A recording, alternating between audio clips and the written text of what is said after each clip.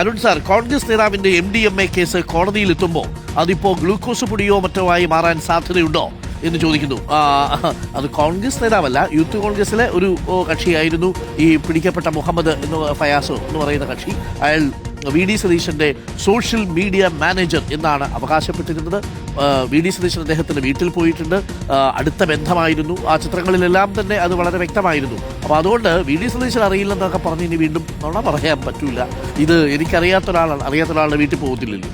അറിയാത്ത ഒരാളുമായി പലതവണ ചർച്ചകൾ നടത്തുന്നതിൻ്റെ, കൂടിക്കാഴ്ച നടത്തുന്നതിൻ്റെയൊക്കെ ദൃശ്യങ്ങൾ പുറത്തു വന്നിട്ടുണ്ട്. യഥാർത്ഥത്തിൽ നിങ്ങളൊന്ന് ആലോചിച്ച് നോക്കൂ, മുഖ്യമന്ത്രി പിണറായി വിജയൻ്റെ ഒരു സോഷ്യൽ മീഡിയ മാനേജറാണ് ഈ MDMA കേസുമായിട്ട് അറസ്റ്റിലായിരുന്നെങ്കിൽ കേരളം എങ്ങനെയായിരിക്കും അത് ചർച്ച ചെയ്യുക എന്നുള്ളത്. ആ വിഷയം കേരളത്തിൽ ചർച്ച ചെയ്യുകയേ വേണ്ട. എല്ലാവരും മെസ്സിക്ക് പിന്നാലെയാണ്. മെസ്സിയുമായി ബന്ധപ്പെട്ട് കൃത്യമായ കാര്യങ്ങൾ ഇന്നലെ ആന്റോ അഗസ്റ്റിൻ വിശദീകരിച്ചു കഴിഞ്ഞു.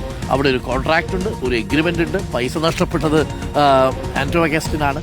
അതുമായി ബന്ധപ്പെട്ട കോടതിയിൽ കേസ് നടക്കുകയാണ്. അപ്പോൾ എങ്ങനെയെങ്കിലും പൂട്ടിയേ പറ്റത്തുള്ളൂ, ഏതെങ്കിലും വഴിക്ക് പൂട്ടും എന്നുള്ളതാണ്. മാത്രമല്ല, മെറ്റയിൽ പറഞ്ഞ് റിപ്പോർട്ടർ സംപ്രേഷണം ചെയ്ത സർക്കാരുമായി ബന്ധപ്പെട്ട വാർത്ത, അതായത് ഇപ്പോൾ പ്രേക്ഷകർ സൂചിപ്പിച്ച MDMA കേസും അറസ്റ്റിലായ മുഖ്യമന്ത്രിയുടെ സോഷ്യൽ മീഡിയ മാനേജർ എന്ന് അവകാശപ്പെടുന്നയാളുമായി VD സതീശൻ നിൽക്കുന്ന ചിത്രം, അത് മെറ്റയെടുത്ത് പറഞ്ഞ് റിമൂവ് ചെയ്യിപ്പിച്ചിരിക്കുക. അങ്ങനെ റിമൂവ് ചെയ്താൽ മാറുന്നതാണോ വാർത്ത എന്നുള്ളതാണ് നമുക്ക് സംശയം. കടലിൽ പോയി കാണാതായ ജോണിൻ്റെ മകൾ പറഞ്ഞിരിക്കുന്ന വാചകം സോഷ്യൽ മീഡിയയിൽ റിപ്പോർട്ടർ വാർത്ത സംപ്രേഷണം ചെയ്തതിനെ തുടർന്ന് അതിൽ മാറ്റണമെന്ന് സർക്കാർ മെറ്റയോട് ആവശ്യപ്പെട്ടിരിക്കുക. അങ്ങനെ മെറ്റയെ അത് റിമൂവ് ചെയ്തിരിക്കുക. ഒന്ന് ആലോചിച്ച് നോക്കൂ, കടലിൽ പോയ കാണാതായ ജോണിൻ്റെ മകൾ പറയുന്നതിനെ ഭയക്കുകയാണോ മുഖ്യമന്ത്രി എന്നുള്ളതാണ്. MDMA കേസിലെ പ്രതി തൻ്റെ സോഷ്യൽ മീഡിയ മാനേജറായിരുന്നു എന്ന് തുറന്ന് സമ്മതിക്കാൻ എന്താണ് മുഖ്യമന്ത്രിക്ക് ഇത്ര വൈഷമ്യം?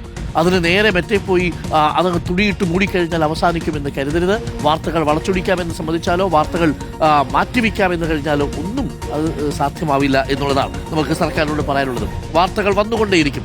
നിങ്ങൾ എത്ര വാർത്തകൾ മൂടാൻ ശ്രമിച്ചാലും അതിൻ്റെ 10 മടങ്ങ് വാർത്തകൾ സംപ്രേഷണം ചെയ്തുകൊണ്ടേയിരിക്കും.